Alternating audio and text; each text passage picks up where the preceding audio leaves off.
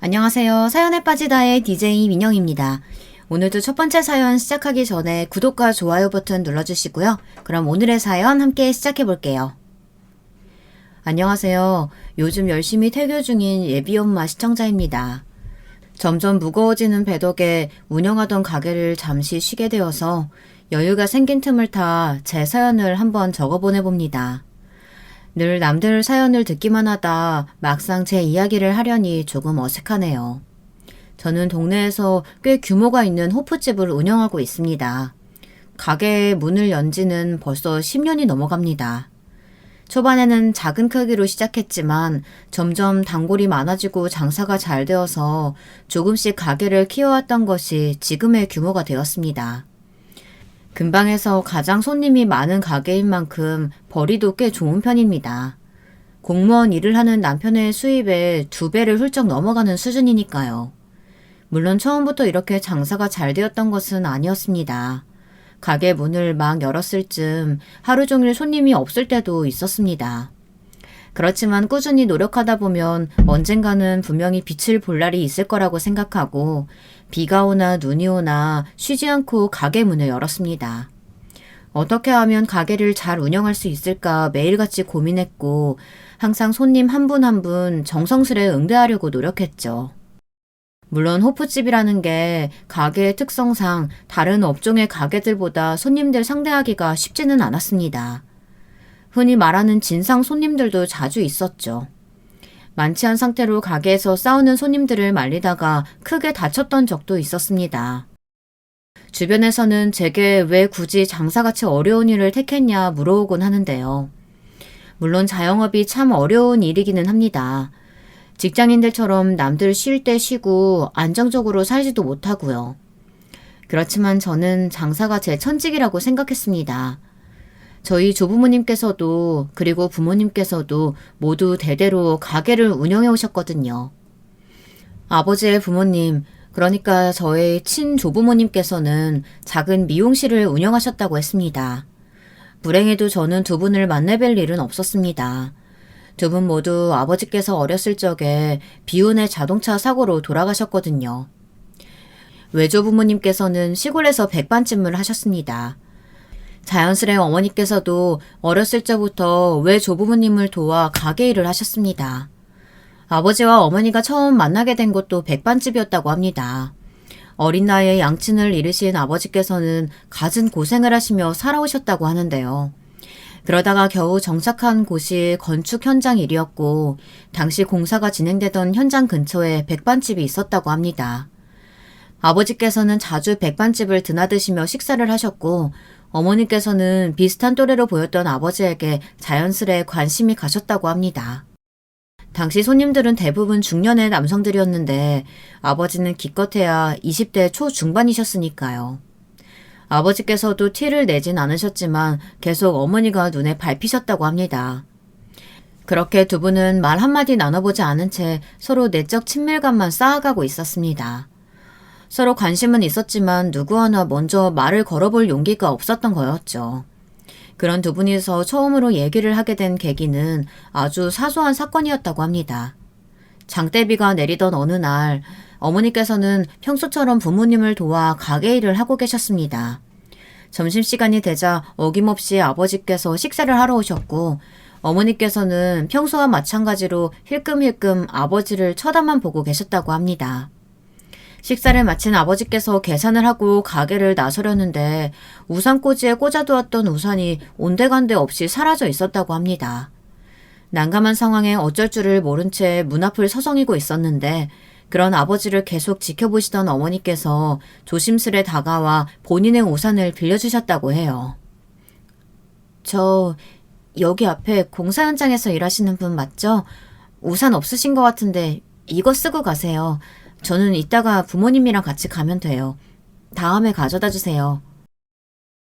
그렇게 어머니와 아버지는 처음으로 대화를 나누게 되었고 그 뒤로는 급속도로 사이가 가까워지셨다고 합니다.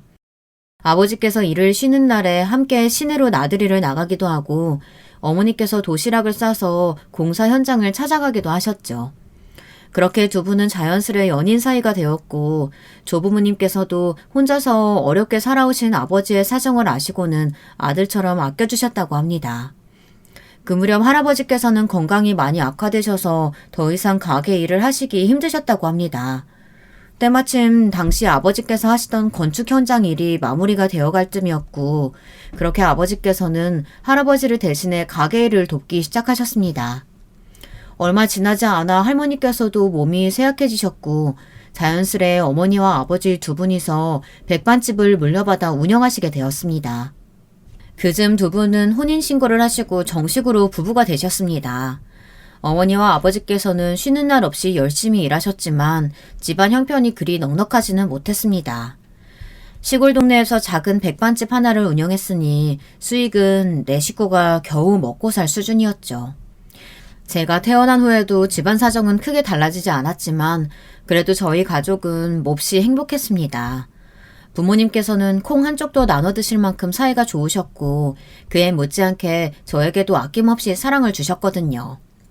제 유년 시절은 비록 물질적으로는 풍요롭지 않았지만 부모님의 사랑으로 가득 채워졌던 시간들이었어요. 학교가 끝나면 곧장 가게로 달려가 영업이 끝나기를 기다렸다 밤늦게 부모님과 셋이서 도란도란 얘기를 나누며 집에 돌아가고는 했습니다. 저는 부모님이 운영하시는 백반집이 너무 좋았어요. 투박하기는 하지만 한눈에 들어오는 간판, 세월의 흔적이 느껴지는 의자와 식탁들, 가게 안에 들어서면 나는 밥냄새와 식기들이 부딪히는 소리. 어렸던 저에게 부모님의 가게는 꼭 저희 가족들만의 아지트같이 느껴졌습니다. 조금 더 나이가 들고는 조부모님을 도와 가게 일을 하셨던 어머니처럼 저도 가게 일을 돕기 시작했습니다. 대부분 음식을 나르거나 계산을 하는 정도의 간단한 일이었습니다. 부모님의 백반집은 언제나 문전성시를 이룰 정도로 손님이 많은 가게는 아니었지만 공사철이면 공사 현장에서 일하시는 인부들로 가게가 눈코 뜰 새 없이 바빴습니다. 새벽같이 일어나 가게를 향하시는 두 분의 모습을 볼 때마다 제가 조금이라도 더 도움이 될 방법이 없을까 고민이 많았죠. 저 대학교 안 가려고요. 고등학교 졸업하자마자 취업해서 돈 벌고 싶어요.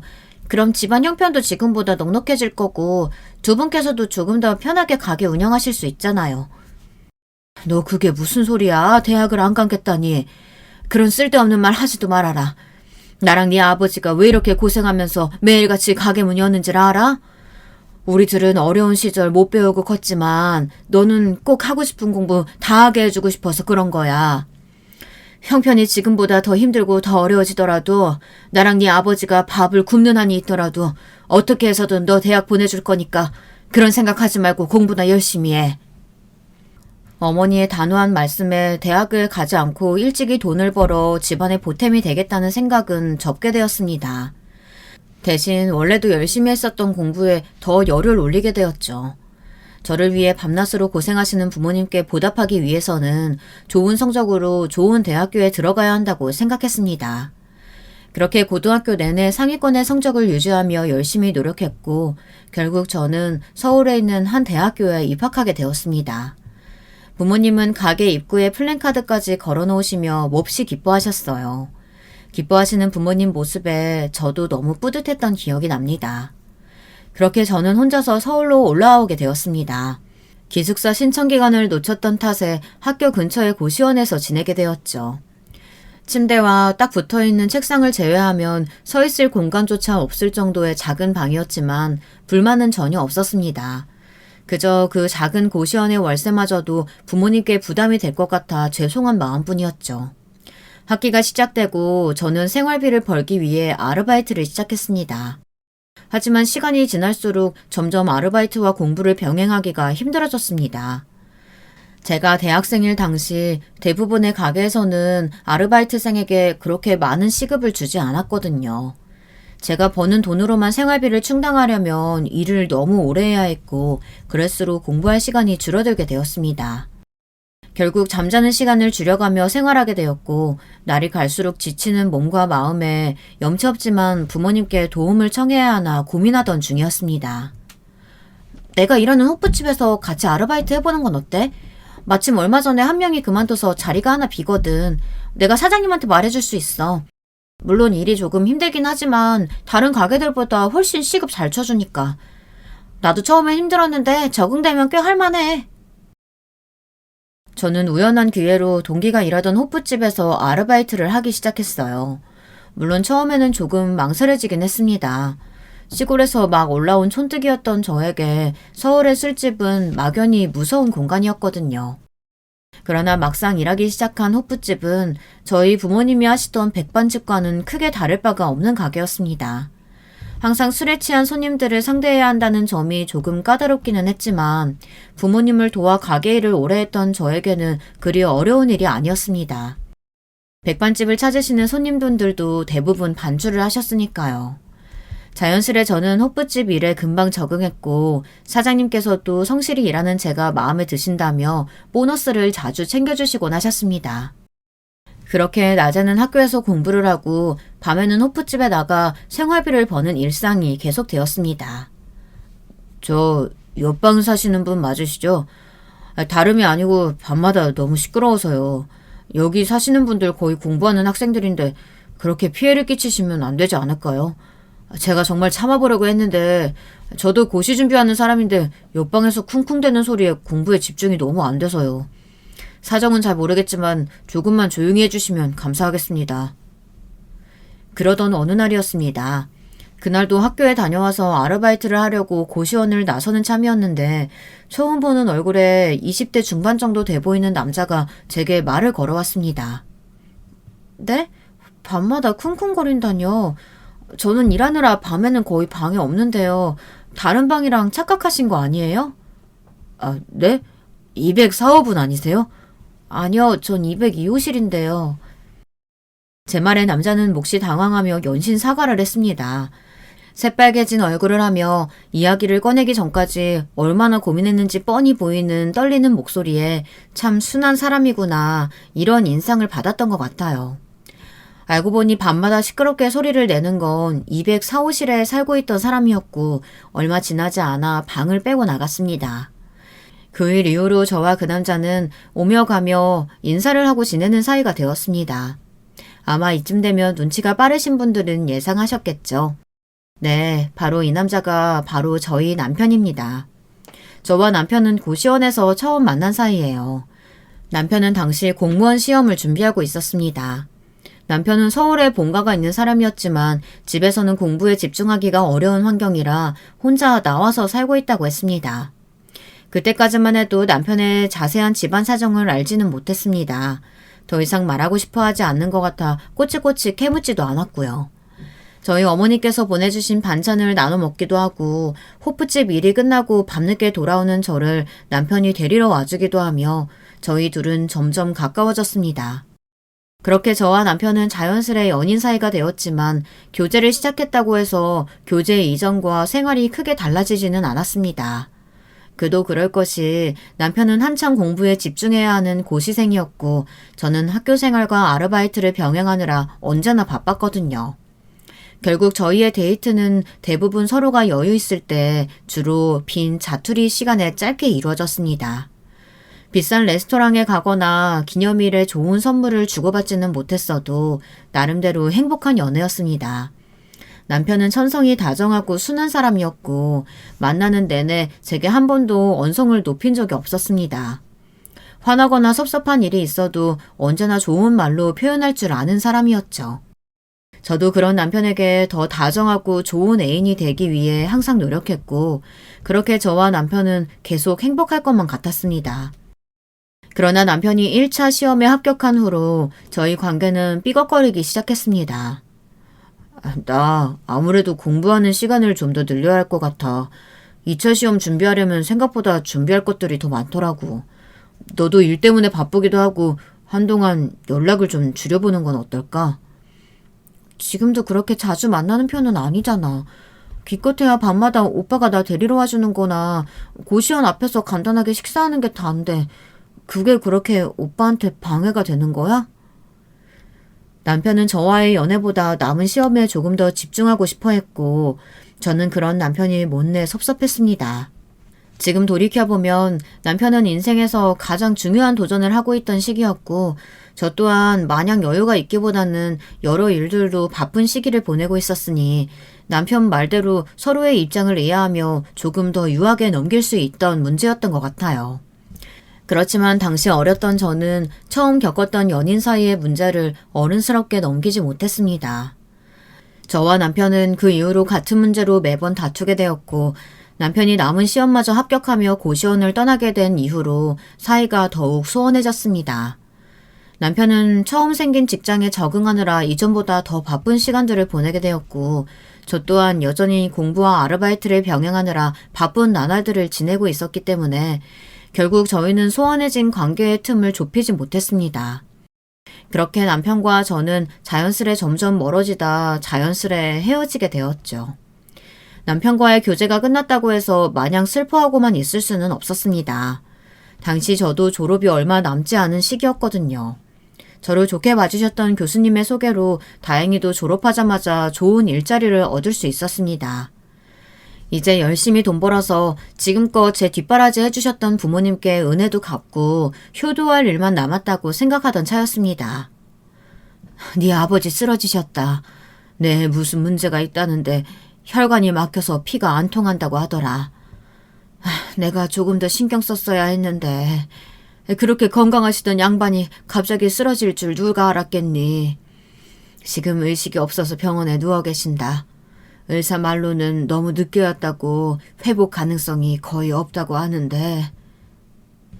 아버지께서 갑작스레 뇌경색으로 쓰러지셨다는 소식에 급하게 회사에 휴가를 내고 시골로 내려갔습니다. 오랜만에 만난 어머니께서는 제 기억 속의 모습보다 몹시 쇠약해 보이셨습니다.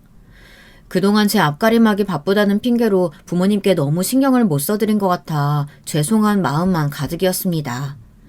병실에 누워 계신 아버지의 모습을 보니 눈물이 펑펑 쏟아졌습니다.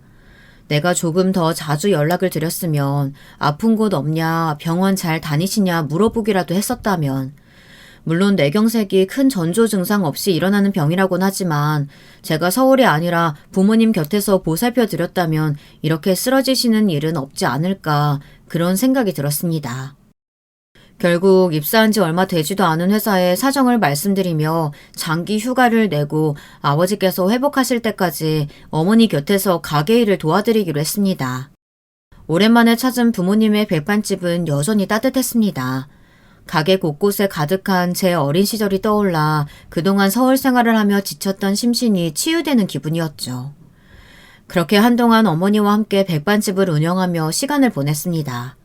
그러면서도 아침 저녁으로 아버지의 병실을 드나들며 혹시나 오늘은 눈을 뜨시지 않을까, 차도가 조금이라도 있지 않을까 간절한 마음으로 기도했습니다. 그러나 아버지께서는 결국 눈을 뜨시지 못하고 돌아가셨습니다. 너무나 갑작스러운 이별에 어머니께서도 큰 충격을 받으셨는지 얼마 지나지 않아 몸져 누우셨습니다. 어머니마저 잃게 될까 두려웠던 저는 밤낮으로 온 마음을 다해 어머니를 간호했습니다. 그렇게 당초 예상했던 것보다 더 긴 시간이 흘렀고 저는 결국 휴가를 냈던 회사를 퇴사했습니다. 교수님의 소개로 들어갔던 회사였기에 사장님께서는 제 사정을 이해해주고 장기 휴가를 쓸 수 있도록 배려해 주셨지만 더 이상 휴가가 길어졌다가는 교수님께도 회사에도 너무나 큰 폐를 끼치게 된다고 생각했습니다. 무엇보다도 아버지를 갑작스레 잃은 후 어머니를 혼자 시골에 두고 서울로 돌아오고 싶지 않았습니다.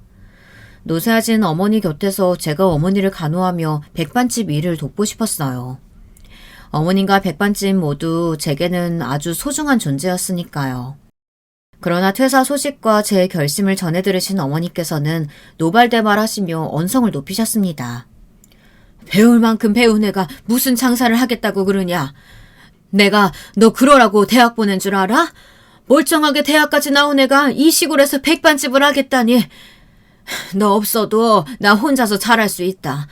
내 걱정은 말고 다시 서울 올라가서 사장님께 죄송하다고 싹싹 빌어. 아니요, 저 서울 다시 안 갈 거예요. 어머니 곁에서 어머니 간호하면서 백반집 장사할 거예요. 장사가 뭐 어디가 어때서 그러세요. 전 장사하는 게 전혀 천한 일 아니라고 생각해요. 어렸을 적부터 제 눈에는 세상 누구보다 장사하는 어머니 아버지가 제일 멋져 보였어요. 저한테는 우리 백반집이 서울에 있는 회사보다 훨씬 대단해요. 제 진지한 설득에 어머니께서는 결국 고집을 꺾으셨습니다. 얼마 지나지 않아 병사계에서 일어나신 어머니와 함께 백반집을 운영하게 되었죠. 어머니께서는 한번 쓰러지신 후로 몸이 많이 약해지셔서 오래 일을 하실 수가 없는 상태였습니다. 결국 제가 백반집의 거의 모든 일들을 담당하게 되었고 혼자서도 가게를 운영할 수 있을 만큼 요리와 경영에 익숙해져 가고 있었습니다. 그날도 평소와 다름없이 어머니와 함께 가게 문을 열었고 한창 바쁜 점심시간이 지나간 후 주방에서 설거지를 하던 중이었어요. 갑자기 쿵 하는 큰 소리와 함께 쇠그릇들이 구르는 소리가 들렸습니다. 깜짝 놀라 밖으로 뛰어나가 보니 어머니께서 엎어진 쟁반과 함께 바닥에 쓰러져 계셨습니다. 마침 가게에 계시던 트럭 기사분이 어머니를 병원까지 함께 모셔다 주셨고 도착한 병원에서는 정밀 검사를 해봐야 한다고 했습니다. 그즈음 어머니께서는 숨쉬기가 어렵다는 말을 자주 하셨고 동네 병원을 찾아가 봤지만 감기 기운이 있어 그러신 것뿐이라며 단순한 약만 처방해 줬거든요. 약을 꽤 오래 드셨는데도 갈수록 기침이 심해지셔서 큰 병원에 가보자고 어머니를 설득했지만 어머니께서는 늙으면 원래 몸이 불편한 거라며 가게 일도 바쁜데 언제 또 병원에 왔다 갔다 하냐며 매번 손사래를 치셨습니다. 폐에 문제가 많네요. 이 정도면 일상생활 하기도 많이 힘드셨을 텐데 폐렴이 오래 방치돼서 합병증이 좀 있습니다. 젊은 사람들은 치료 잘 받으면 회복률이 꽤 높긴 하지만 어머니께서는 연세도 있으시고 평소에 몸도 많이 쇠약하셨던 것 같고 항생제를 세게 쓰기도 힘들어서 좀 까다로운 경우네요. 의사의 말이 심장에 비수가 되어 꽂히는 기분이었습니다. 어머니가 저 지경이 되실 때까지 나는 도대체 뭘 하고 있었던 걸까? 아버지를 그렇게 잃고도 배운 게 없었나? 지독한 자기 혐오가 몰려왔고 병실에 누워 계시는 어머니 곁에서 또 한참을 울었습니다. 어머니께서 괜찮다고 하셨어도 억지로라도 큰 병원에 모시고 왔어야 하는 건데 그런 후회만이 가득했습니다.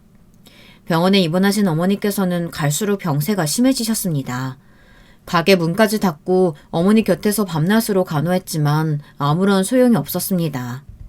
그렇게 후회 속에 신라 같은 희망을 부여잡고 버티는 나날들이 계속되었고 얼마 지나지 않아 어머니께서는 결국 병마를 이기지 못하고 허무하게 제 곁을 떠나가셨습니다. 네가 처음 대학에 가던 날이 아직도 생생하구나. 합격했다는 소식 듣고 어찌나 기쁘던지. 나는 평생을 이 조그만 시골 마을에서 살아왔지만 너는 넓은 서울 땅에서 하고 싶은 일들 마음껏 하며 살길 바랬다. 결국에는 못난 부모 때문에 이렇게 다시 시골로 돌아왔지만 내가 떠나고 나면 여기 매어 있지 말고 꼭 멀리 나가 많은 것들 보며 살거라. 어머니께서 제게 남기신 마지막 유언을 지키기 위해 저는 부모님께서 남겨주신 유일한 유산이었던 백반집을 정리했습니다. 그리고 정든 고향을 떠나 다시 서울로 향했습니다. 오랜만에 도착한 서울은 제게 여전히 낯선 땅이었어요. 당시 저는 신입과는 거리가 멀어진 나이에 그나마 가지고 있는 경력이라고는 작은 회사에서 잠깐 일했던 것이 전부였기에 일자리 찾기가 녹록지 않았습니다. 작은 단칸방을 구해 구직 활동을 하던 저는 결국 얼마 지나지 않아 다닐 만한 회사를 찾는 일을 포기했습니다. 대신 저는 서울 땅에서 장사를 해보기로 했습니다. 당시 제게 다른 어떤 일보다도 가장 자신 있는 일이 바로 장사였거든요. 물론 서울에서의 장사와 제가 살던 시골 마을에서의 장사가 많이 다를 것이라는 사실은 어느 정도 예상하고 있었습니다. 처음에는 고향집에서처럼 백반집을 운영하려고 했습니다. 하지만 가게를 함께 운영해 주실 부모님이 없는 상황에서 나 혼자 백반집을 잘 꾸려나갈 수 있을까 그런 의문이 들었습니다. 결국 고민하던 저는 백반집 대신 작은 호프집을 열게 되었습니다. 대학 시절 호프집에서 아르바이트를 하며 어깨 너머로 배운 것들도 많았고 호프집이라면 음식의 손맛보다는 접객하는 사업 수완이 더 중요한 요소로 작용할 것이라고 생각했기 때문입니다. 다행히도 제 예상은 어느 정도 들어맞았습니다. 처음에는 파리만 날리던 가게도 날이 갈수록 손님들로 붐비게 되었고 제 생활은 점점 안정감을 찾아갔습니다. 잘 지내? 호프집 열었단 얘기 들었어.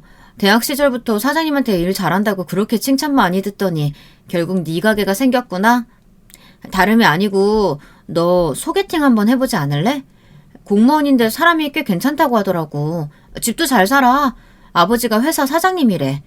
얘기 듣자마자 딱 네 생각이 나서. 대학 시절 호프집에서 함께 일하던 동기에게 오랜만에 전화가 왔습니다. 소개팅을 받아보라는 연락이었어요. 갑작스러운 연락에 조금 고민이 되기는 했지만 가게도 어느 정도 자리를 잡아가고 있었고 저도 슬슬 결혼을 생각해야 했던 나이라 한번 만나보겠다고 답했습니다. 그렇게 나간 소개팅 자리에서 저는 정말 생각지도 못했던 사람을 만났습니다. 혹시 여러분들께서는 운명이라는 게 있다고 생각하시나요? 저는 그 소개팅 자리에서 남편을 만났을 때 세상에는 정말 운명의 상대가 존재하는구나 하고 생각했습니다. 아마 그 생각은 남편도 마찬가지였던 것 같아요. 남편은 저와 헤어진 이후로 한 번도 연애를 하지 않았다고 했습니다. 제가 연인 사이의 문제를 어른스럽게 대처하지 못했던 것을 후회했던 것처럼 남편도 당시에 제게 더 신경 써주지 못했던 것들을 두고두고 후회했다고 했어요. 저와 헤어진 후에도 저를 잊지 못해 연락해볼까 수도 없이 고민했었지만 제가 고향으로 내려갔다는 소식을 듣고 마음을 접었다고 했습니다. 그렇게 오랜 기간 혼자 지내오다 슬슬 결혼하라는 가족들의 성화에 어쩔 수 없이 소개팅 자리에 나왔는데 등 떠밀려 나온 소개팅 자리에서 오랫동안 그리워했던 저와 다시 만났으니 남편 입장에서도 참 운명적인 만남이 아닐 수 없었겠죠. 그렇게 재회한 저와 남편은 얼마 지나지 않아 결혼을 약속하게 되었고 저는 그제서야 남편의 가정 환경에 대해 자세히 알게 되었습니다. 사실 우리 어머니 새어머니죠. 초등학교 때까지는 친어머니랑 같이 살다가 친어머니께서 돌아가시면서 아버지랑 살게 됐어. 아버지께서는 날 데리러 오실 때 이미 재혼하신 상태였어. 새어머니랑 형이랑 셋이서 살고 계셨지. 형은 아버지 자식이 아니야. 새어머니께서도 재혼하신 거거든. 남편의 집안은 재혼 가정이었습니다. 남편이 갓난아기였던 시절 부모님께서 이혼하셨고 남편은 친어머니 손에서 자랐다고 했습니다. 그러다 친어머니께서 오랫동안 앓으셨던 지병으로 돌아가시게 되었고 혼자가 된 남편을 당시 재혼하여 가정을 꾸리고 계셨던 아버지께서 거둬들였다고 하셨습니다. 나중에서야 알게 된 사실이지만 남편을 데려올 때 시어머니께서는 몹시 반대를 했다고 하셨습니다. 어떻게 피 한 방울 섞이지 않은 아이를 내 자식처럼 키울 수 있냐며 다른 친척집에 보내거나 시설에 보내지 않으면 이혼하겠다고 으름장을 놓으셨다고 합니다. 그러나 시아버지께서는 흔들리지 않고 단호하게 남편을 데리고 오셨습니다. 갑자기 애 데리고 오게 된 건 나도 미안하게 생각해. 그렇지만 어찌됐든 우리는 부부잖아. 당신 아들이랑 나도 피 한 방울 섞이지 않은 사이야. 그렇지만 난 당신과 결혼할 때 당신 자식도 내 친자식처럼 받아들일 생각으로 결혼했어. 그러니 힘들겠지만 당신도 내 아들을 친자식처럼 생각하고 잘 보살펴줬으면 해. 시어머니께서는 시아버지와 재혼하기 전부터 아들 한 명이 있었는데 시어머니의 전 남편과의 사이에서 나온 아이였습니다. 시아버지께서는 그런 사실을 알고도 시어머니와 재혼하셨고 실제로 시어머니의 아들, 그러니까 제게는 아주버님 되시는 분을 친자식처럼 생각하고 키우셨다고 했습니다. 그러나 저희 남편에게 시어머니는 결코 친어머니 같은 존재는 아니었습니다. 남편은 아직도 처음으로 시어머니와 아주버님을 만났던 날을 기억한다고 했습니다. 아버지 손에 이끌려 들어갔던 집 분위기가 아직도 생생해. 어머니께서 어찌나 화가 나 보이시던지 너무 무서워서 도망치고 싶었지 뭐야. 기어들어가는 목소리로 겨우 인사드렸는데 한참을 노려보기만 하시더니 형 손잡고 방으로 쌩 들어가 버리시더라고. 아버지께서는 곧 적응할 수 있을 거라고 말씀하셨지만 난 그 뒤로 한 번도 집이 편하게 느껴졌던 적이 없어. 그래서 집을 나와서 고시원에서 공부했던 거야. 나이가 좀 들고 나서는 전처럼 대놓고 구박하시거나 차별하시진 않지만 그래도 어머니와 완전히 편해질 순 없더라고.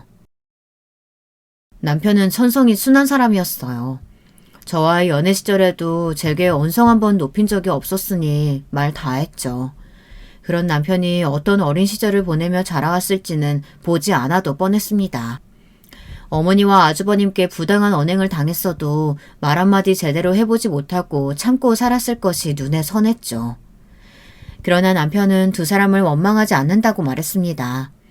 갈 곳 없는 자신을 받아줬다는 사실만으로 만족한다고요. 두 사람 입장에서는 행복했던 가정에 자신이 불청객처럼 느껴졌을 거라며 자신을 미워하는 것도 어찌 보면 당연한 일이라고 했습니다. 시간이 많이 흐른 지금 그래도 두 사람과 꽤나 가까운 사이가 되었다며 자신을 걷어주신 아버지를 봐서라도 앞으로도 문제없이 잘 지내고 싶다고 했습니다.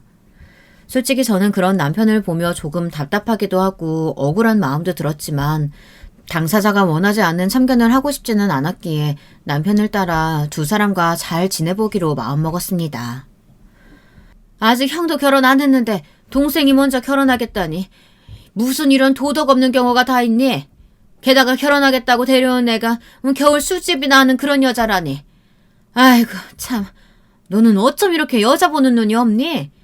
어렸을 적부터 공부만 하더니 이렇게 세상 물정을 몰라서야. 당신 저 엄마는 애한테 못하는 말이 없어. 아가, 저 사람이 원래 말을 좀 함부로 한다. 신경 쓰지 말아라. 그래서 결혼 날짜는 언제쯤 생각하고 있다고? 처음 인사드리러 간 자리에서 시어머니께서는 대놓고 저를 마음에 들어하지 않으셨습니다. 어느 정도는 예상했던 일이라 그렇게 큰 충격은 없었지만 술집이나 하는 여자라느니 못 배워먹은 집안 출신이라는 그런 말씀은 썩 듣기 좋은 이야기는 아니었습니다. 제가 실제로 호프집을 운영하고 있기는 하지만 시어머니의 말씀처럼 행실이 똑바르지 않거나 예의 없는 집안에서 자란 것은 아니었으니까요. 저희 부모님께서는 비록 많이 배우신 분들은 아니었지만 누구보다도 인간적으로 존경할 만한 분들이셨습니다. 넉넉한 형편이 아니었음에도 노숙자분들이나 사정이 어려우신 분들께 무상으로 식사를 제공하고는 하셨죠. 그래도 저는 그 자리에서 큰 소리로 시어머니 말씀에 반박하지는 않았습니다. 제 옆에 앉아 눈치를 보고 있을 남편을 생각해서라도 시어머니와 문제없이 지내고 싶었으니까요. 그렇게 저희는 결혼 날짜를 잡았고 본격적인 결혼 준비를 시작했습니다. 저와 남편의 결혼 날짜가 잡힌 뒤로 시어머니께서는 급하게 아주버님의 선자리를 알아보셨다고 했습니다. 어렸을 적부터 꾸준히 공부를 잘했던 저희 남편과 달리 아주버님께서는 공부에 큰 재능이 없으셨습니다. 변변찮은 전문 대학교를 졸업하신 후 별다른 직업 없이 지내시다 시아버지의 도움으로 회사에 들어가셨죠. 흔히들 말하는 낙하산이었습니다. 시아버지께서는 자식이라 하더라도 능력이 없으면 회사를 물려줄 생각이 없다 하셨지만 명색의 장남인데 가업을 이어받지 못한다는 게 말이 되느냐는 시어머니의 등살에 못 이겨 후계자 수업을 시키고 계시던 중이었습니다. 덕분에 아주버님께서는 대외적으로는 아버지의 사업을 물려받으실 분이었기에 선자리를 알아보는 일이 아주 순조롭게 진행되었습니다. 그렇게 강남의 어느 부잣집 딸과 혼담이 오가게 되었고 아주버님은 저와 남편보다도 한 달 일찍 식을 올리게 되었습니다. 어머, 안녕하세요. 어머님, 아버님 잘 지내셨어요? 제가 그가 너무 바빠서 인사를 이제야 드리네요. 이해해 주실 거죠? 저희 친정일이 워낙 바빠서요. 저와 형님의 첫 만남은 결혼하고 처음 맞는 명절이었습니다. 저와 남편은 아침 일찍부터 짐을 바리바리 싸들고 시댁에 도착해 각종 전이며 무침이며 요리를 하던 중이었습니다. 형님과 아주버님께서는 저녁 식사를 할 무렵이 되어서야 시댁에 도착하셨고요. 강남 부잣집 출신답게 걸치고 오신 옷이며 가방이며 전부 명품처럼 보였습니다. 그러나 정작 형님과 아주버님 두 분 다 손에 들린 것은 아무것도 없었어요. 보통 명절이면 부모님께 드릴 소고기나 과일 같은 그런 선물들은 하나쯤 있어야 했는데 말이죠. 저희가 급하게 오느라 빈손으로 와버렸네요. 나중에 용돈으로 두둑히 챙겨드릴게요. 괜찮으시죠? 없이 사는 집안도 아닌데 이런 거 하나하나 신경 쓰지는 않으실 것 같고요. 그럼 우리 예쁜 아가가 직접 와줬는데 선물이 뭐가 필요하겠니? 먼 길 오느라 고생 많았다. 곧 저녁 식사 다 되니까 앉아서 기다리거라. 얘 뭐하니? 얼른 상 차려서 내오지 않고. 급하게 오셨다는 말씀과 다르게 형님께서는 상당히 늦은 시간에 도착하셨지만 시어머니께서는 그런 건 전혀 신경 쓰시지 않는 듯 보였습니다. 가난한 집안 출신의 술집을 운영하는 저와는 다르게 강남에 빌딩 몇 채가 있다는 부잣집 출신 형님이 얼마나 예뻐 보이셨을까요? 시어머니께서는 며느리가 아니라 거의 상전을 모시듯이 형님을 대하셨습니다. 얼마 지나지 않아 형님께서 임신을 하신 뒤로는 그 정도가 더욱 심해졌습니다. 그럴수록 저를 향한 시어머니의 이유 없는 구박과 비교도 심해져만 갔죠. 그럴 때마다 저는 남편을 생각하며 억울한 마음을 꾹꾹 눌러냈습니다. 남편이 그동안 받아왔을 핍박과 서러움에 비하면 이건 아무것도 아니다.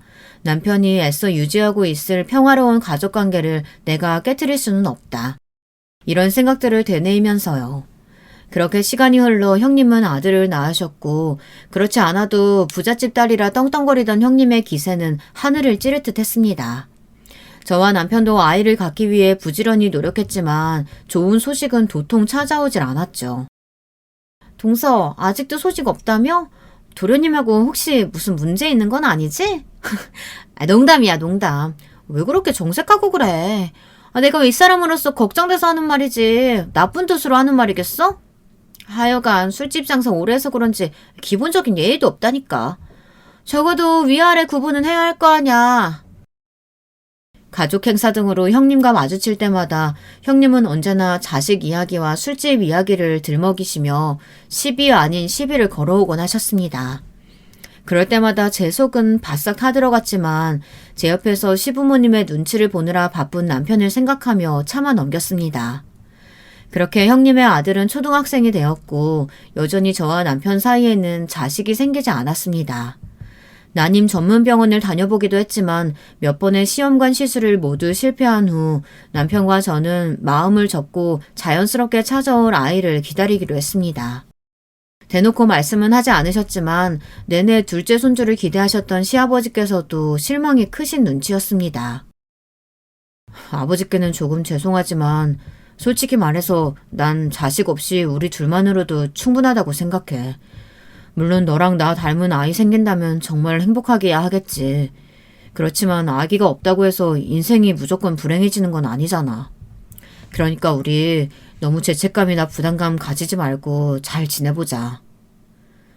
자연스레 찾아올 아이를 기다려보기로 해놓고서도 시험관까지 모두 실패한 마당에 정말 자연 임신이 될까, 더 나이 들기 전에 할 수 있는 모든 방법을 동원해서 노력해봐야 하는 건 아닌가, 전전긍긍하던 제게 남편이 등을 토닥여주며 했던 말들이었습니다. 남편의 말에 눈물이 정말 펑펑 나더군요. 저도 모르게 그동안 아이를 빨리 가져야 한다는 부담감에 짓눌려 있었던 것 같았습니다. 그 뒤로는 남편의 말대로 부담감이나 죄책감에서 벗어나 편한 마음으로 지내기 시작했습니다. 임신에 관한 스트레스가 사라지니 자연스레 가게에도 이전보다 더 신경을 많이 기울이게 되었죠. 가게는 점점 더 손님으로 붐비게 되었고 증축 공사를 2번이나 하며 근방에서 가장 규모가 큰 호프집이 되었습니다. 덕분에 다달이 벌어들이는 수입 또한 배로 늘어났습니다. 여유가 생기니 자연스레 시부모님께 챙겨드리는 용돈의 액수도 늘리게 되었습니다. 그렇지 않아도 잘 사는 형님네는 시부모님께 용돈을 두둑히 챙겨드리고 계실 테니 괜히 비교당하기 싫은 마음도 있었죠. 용돈을 갑자기 그렇게나 많이 드리겠다고? 저번에 아버지 말씀 들어보니까 형네는 우리보다 더 액수 적은 것 같던데 굳이 비슷하게 맞추진 않더라도 올릴 필요는 없지 않을까? 알고 보니 형님께서는 저희보다 시부모님께 용돈을 적게 드리고 계셨습니다. 형님께서는 분명 넉넉한 형편이실 텐데 조금 의아한 마음이 들었습니다. 게다가 시아버지께서 회사를 운영하고 계셨던 만큼 다른 집들과 비교해보아도 결코 저희가 용돈을 많이 드리는 편은 아니었거든요. 그렇게 얼마 뒤 시어머니의 생신이 돌아왔고 용돈 액수를 늘리는 대신 모았던 돈으로 제법 값이 나가는 명품 브랜드의 가방을 선물로 준비했습니다. 이 정도면 형님네 선물과 비교했을 때 크게 밀리지 않을 것이라고 생각했죠. 그런데 그날도 마찬가지로 저녁 준비가 다 될 무렵 느즈마키 시댁에 도착하신 형님의 손에는 아무것도 들려있지 않았습니다. 대신 형님의 아들, 그러니까 초등학생인 제 시조카가 시어머니께 다가가서 손을 내밀더군요. 시조카의 손에 들려있던 것은 다름 아닌 삐뚤빼뚤 글씨로 적혀있는 안마 쿠폰이었습니다. 선물은 금액보다 정성이라잖아요. 명품 같은 거야 워낙 이미 많으실 테니까 손주가 직접 만들어 온 선물이 훨씬 의미가 있죠.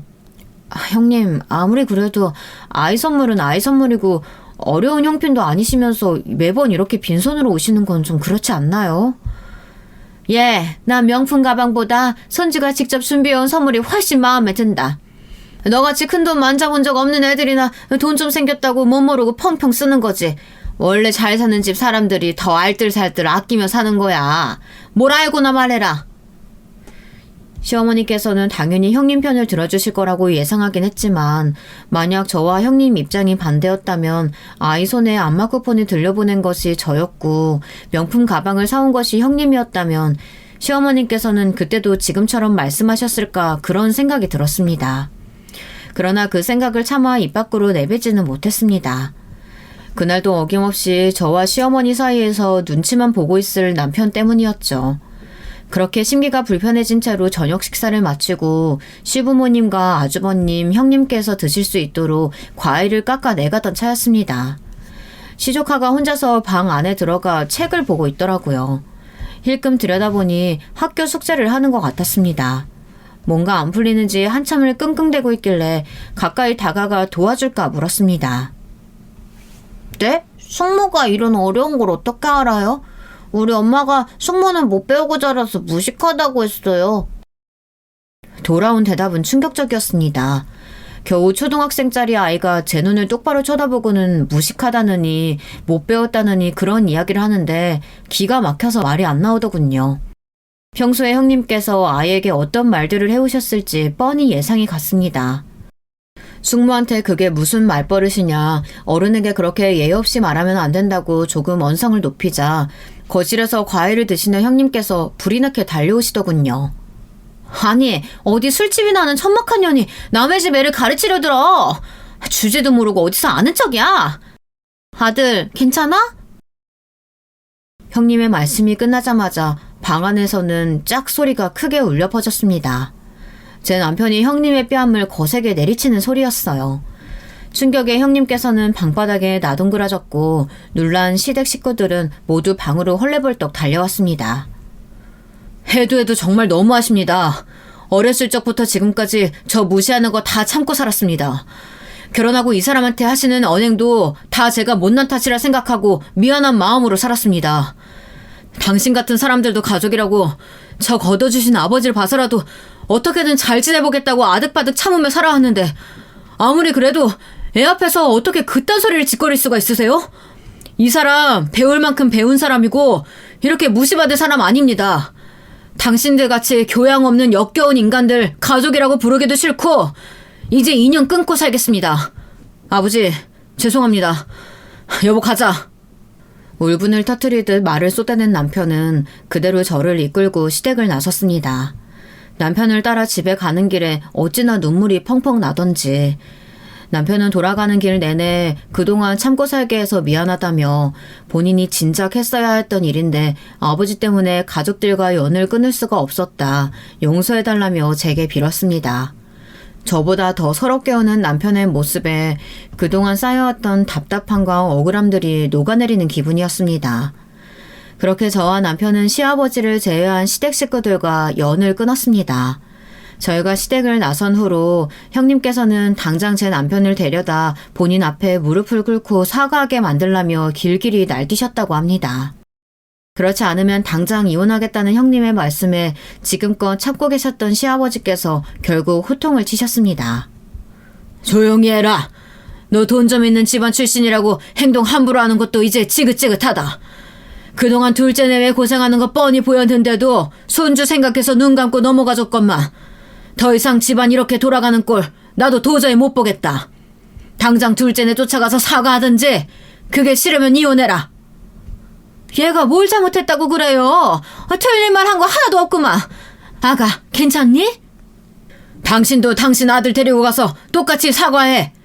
그리고 너 후계자 수업 받는다고 당연히 회사 물려받을 줄 아나 본데 난 너같이 무능하고 인성마저 글러먹은 놈한텐 도저히 회사 못 물려주겠다. 가서 동생한테 사과하고 용서를 받든가 아니면 알아서 네 살 길 찾아라. 아이고, 이제 회사까지 들먹이고 협박을 해요? 그깟 회사 사장이면 돈을 뭐 얼마나 벌면 번다고? 치사하고 더러워서 줘도 안 받아요. 우리 며느리 집안이 얼마나 잘 사는데 우리도 아쉬울 거 하나 없네요. 당당하신 시어머니의 태도와 다르게 시아버지의 말씀에 당장이라도 이혼할 것처럼 큰 소리를 치시던 형님은 갑자기 꼬리를 내리셨다고 합니다. 아버님 죄송해요. 제가 말을 좀 함부로 하기는 했죠. 내일 어머님이랑 남편이랑 같이 가서 사과할게요. 그러니 너무 노여워 마세요.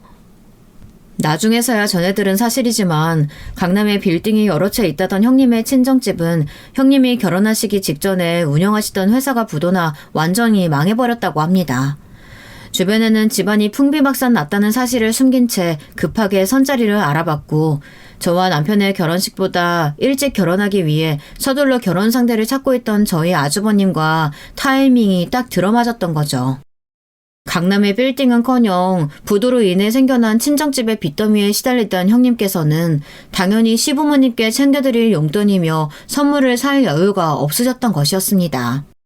사실을 알게 되신 시어머니께서는 뒷목을 잡고 쓰러지셨고 아주버님께서는 발등에 불이 떨어져 열심히 일을 하고 계신다고는 하는데 시아버지께서는 그마저도 성에 안 차시는지 항상 저희 남편에게 공무원 일 그만두고 회사를 물려받은 건 어떠냐 설득하십니다. 남편은 더 이상 시댁 식구들과 얽히고 싶지 않다며 딱 잘라 거절하지만요. 동서 가게 많이 바빠? 내가 설거지라도 좀 도와줄까? 일 많이 피곤할 텐데 먹으라고 홍삼 좀 사왔어. 내가 그동안 너무했지? 아가, 어쩜 이렇게 커다랗고 멋진 가게를 혼자서 다 운영했니? 아유, 대단하구나. 그동안 고생 많았지? 내가 뭐 도와줄 건 없니? 형님과 시어머니께서는 그 뒤로 틈만 나면 저희 가게에 찾아와 설거지며 청소며 가게 일을 도울 테니 시아버지께 말 좀 잘해달라고 부탁을 하셨습니다. 그러나 저는 매번 단호하게 거절하며 두 분을 쫓아냈습니다. 제가 열심히 읽어낸 터전에 발조차 들이게 하고 싶지 않았거든요. 시댁 식구들과 연을 끊은 저희 부부에게는 또 다른 선물도 찾아왔습니다. 바로 결혼 후 아주 오랜 기간 기다려온 아기 천사였죠. 시아버지께서도 소식을 듣고 몹시 기뻐하셨습니다. 점점 무거워지는 몸 탓에 얼마 전부터는 호프집 운영을 잠시 쉬고 있습니다. 덕분에 매일같이 가게로 찾아오던 보기 싫은 인간들도 만날 일 없으니 마음이 더욱 편합니다. 자식은 부모의 거울이라는 말이 있죠. 비록 가난하게 자랐지만 저희 부모님께서 저를 한 점 부끄럼 없는 인간으로 키워주셨던 것처럼 앞으로 태어날 저희 아이도 어느 집 아이와는 다르게 아주 인간적으로 교양 있는 아이로 키워볼 생각입니다. 여기까지 저의 긴 이야기 들어주셔서 감사합니다.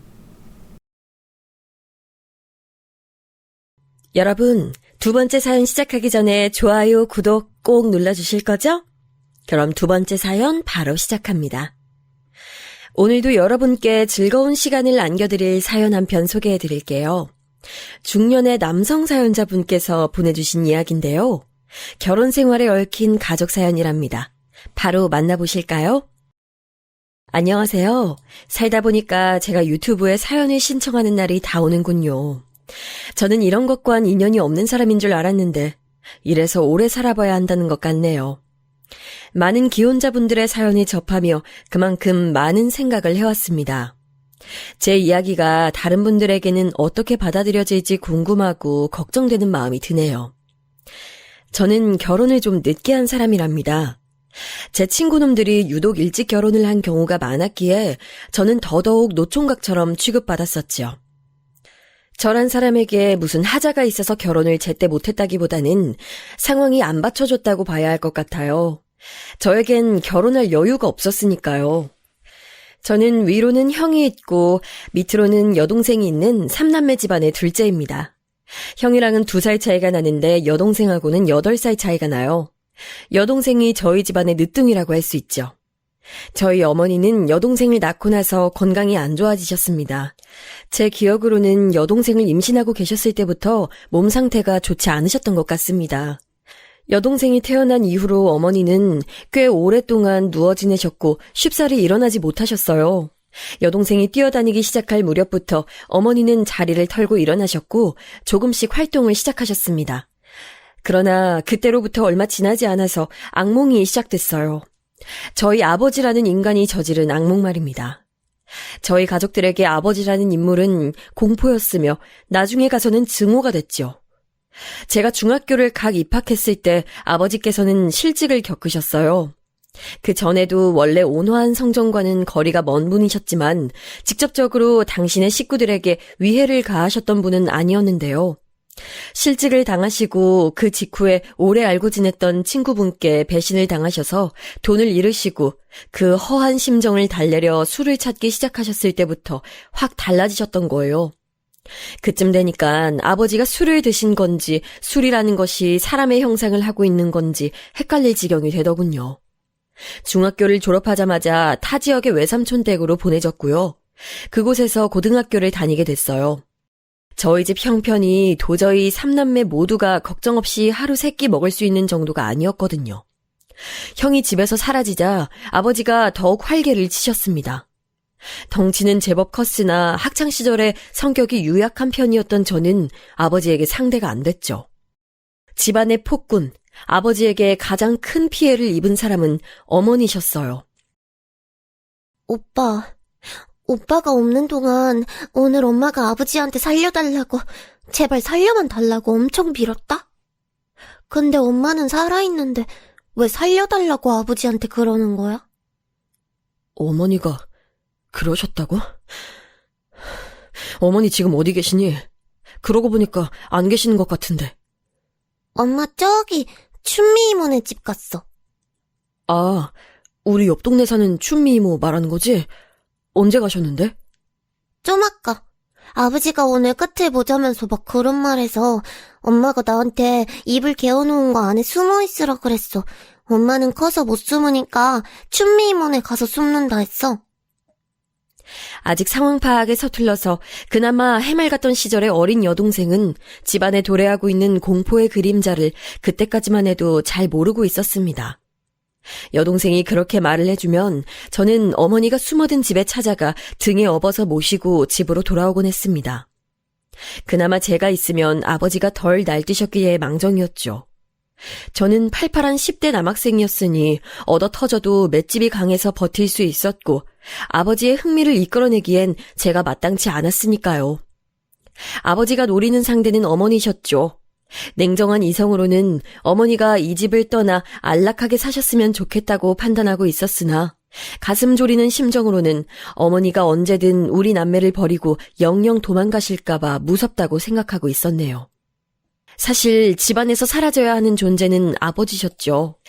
여동생도 조금 더 자라고 나자 아버지가 공포의 대상이라는 것을 또렷하게 인식하기 시작했으며 두려움에 떨게 됐어요. 그러나 저희 가족들은 아버지를 집에서 몰아내야 한다는 쪽으론 생각도 못 해봤던 것 같아요. 시대의 탓이었을까요?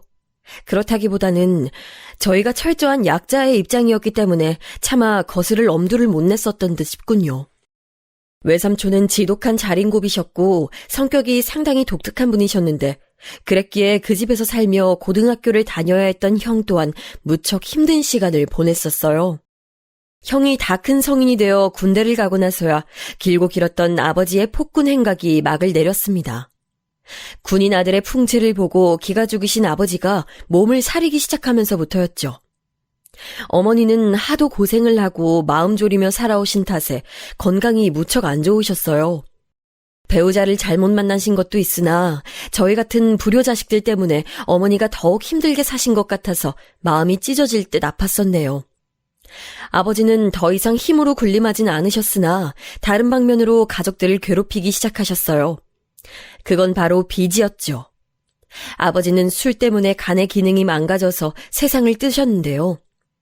저희 가족들에게 막대한 빚을 남기고선 떠나셨습니다. 비단 병원비뿐만 아니라 노름판에서 진 돈이었죠. 형은 적당한 나이에 결혼을 했었는데 형수였던 사람이 도망갔어요. 2살배기 저의 조카를 덩그러니 남긴 채로요. 그러면서 집에 있던 돈은 챙겨서 갔죠. 어머니는 당신의 손주를 키우면서도 틈틈이 식당 일을 하셨습니다. 어머니가 일하시는 동안에는 여동생이 아이를 돌봤고요. 형은 묵묵히 일만 했어요. 안 그러면 정신이 미쳐버릴 것 같아서 아무 생각 없이 그저 일만 해야 한다고 했었죠. 저도 열심히 돈을 벌었습니다. 집안에 빚만 없어도 좋을 것 같다고 당시에는 그런 소원을 빌면서 일을 했어요.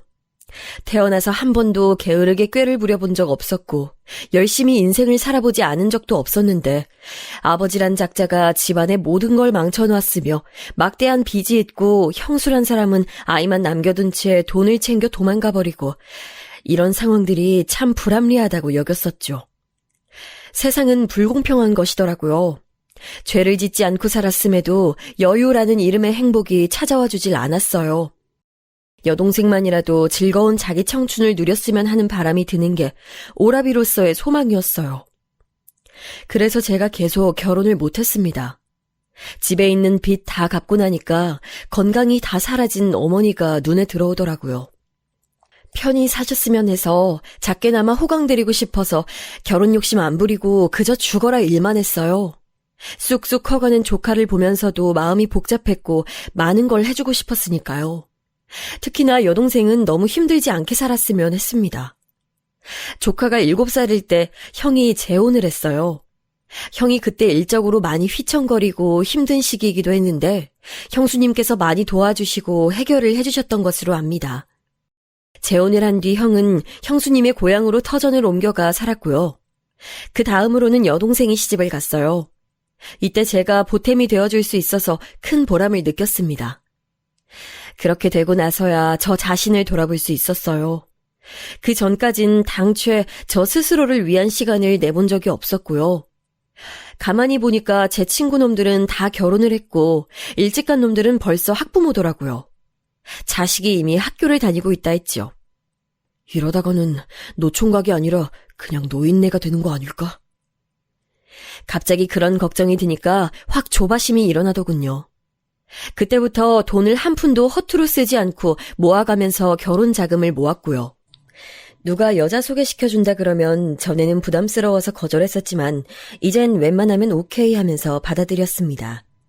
그러다가 제가 누군가의 소개를 통한 게 아니라 우연히 어떤 인연을 맺게 됐어요. 처음엔 오빠 동생으로 시작을 했었죠. 나이 차이가 꽤 났으니까요. 솔직히 여자로 보이지도 않았던 것 같네요. 제 여동생이 저보다 8살 어렸으니 왠지 그 나이 차이부터는 아예 여자로 안 보였고 다 너무 어리게만 느껴졌었는데요. 8살도 아니고 무려 9살 차이였습니다.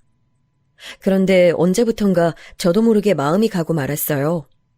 저한테 당돌하게 오빠는 나이 차이 많이 나면 별로예요 이런 질문들을 자주 날려대는 모습을 보면서 흔들리기 시작했던 것 같아요. 한편으론 부담스럽기도 했었죠. 연인 관계로 발전하기엔 무리가 있다고 생각도 들었고요. 그런데 상대가 저한테 적극적으로 들이대는 바람에 쑥맥이었던 제가 결국 넘어가고 말았어요. 사귀게 됐는데 그로부터 얼마 지나지 않아서 임신 소식이 날아들었죠. 그때 아내는 저한테 간결하게 오빠가 책임져라 딱 한마디 했었고 저는 그 말을 따랐습니다. 주변에서 도둑놈 소리 들어가면서 그렇게 결혼을 하게 됐어요. 복받은 놈이라는 소리도 많이 들었었고요. 신혼집 제가 장만했습니다. 있는 돈 다 털었고 약간의 대출도 받았고 무엇보다 어머니께서 제가 결혼한다 하니까 통장 하나를 내미셨어요. 내가 네 결혼 소식을 얼마나 오래 기다린 줄 아니? 이때만을 기다리며 내가 아끼고 아껴서 모은 돈이야. 큰 금액은 아니지만 부디 욕이 나게 써라. 넣어주려고 내가 온갖 용을 써가며 모은 거니까 거절할 생각일랑 말고. 그 통장 받아드는데 손이 떨리더군요. 설마 어머니가 돈을 모으셨을 거라곤 상상하지 못했거든요. 온갖 몸고생 마음고생 다 하며 살아오신 어머니의 지난 세월이 제 눈앞을 스쳐가며 저는 결혼해서 잘 살겠노라 약속을 드렸어요. 하지만 그 약속은 결혼 생활 초장부터 흔들렸었죠. 아내는 집에서 아무것도 안 했습니다. 청소, 빨래, 요리 정말 그 무엇도요. 일을 하는 것도 아니었어요. 제가 외벌이를 하며 돈을 다 벌어왔고 그걸로 살았습니다. 아내가 차린 밥상을 먹어보기란 마치 하늘에 별을 따는 것과 같았죠. 제가 화를 내거나 잔소리를 한 것도 아니고 살짝만 나무라도 아내는 민감하게 반응하며 이렇게 받아쳤어요. 오빠 아이 임신하고 있는 여자야. 나를 애지중지하는 게 오빠 역할이라고. 다른 소리, 다른 행동은 아예 하지도 말란 말이야. 저는 점점 입을 꾹 다물게 됐네요. 아내는 딸을 출산했고 그때부터는 육아를 하면서 집안일에도 어느 정도 성의를 보였습니다. 하지만 워낙 집안일을 등한시하며 지내온 사람이 이제는 아이까지 있는데 잘 해낼 수 있을 리가 없었죠. 이때 어머니께서 많이 도움을 주셨어요. 딸아이도 돌봐주셨고 온갖 부엌 살림도 다 해주셨었죠. 거의 1년을 그랬을 거예요. 어머님, 이제부턴 안 오셔도 돼요.